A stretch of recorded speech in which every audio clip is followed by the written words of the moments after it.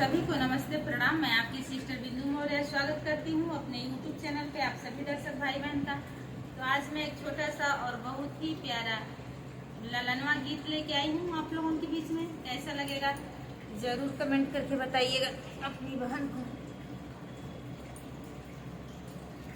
पहिरी ओढ़िया बेटी देउढ़ी पर ठाड़ भैनी, पहिरी ओढ़िया बेटी देउढ़ी पर ठाड़ भैनी, अखियन चुआई मोती धार रे लालनवा, अरे अखियन चुआई मोती धार रे लालनवा, बाहर भीतर करई हो कवनी मम्मी, बाहर भीतर करई हो कवनी मम्मी, सुना मम्मी अरज हमार रे ललनवा, अरे सुना मम्मी अरज हमार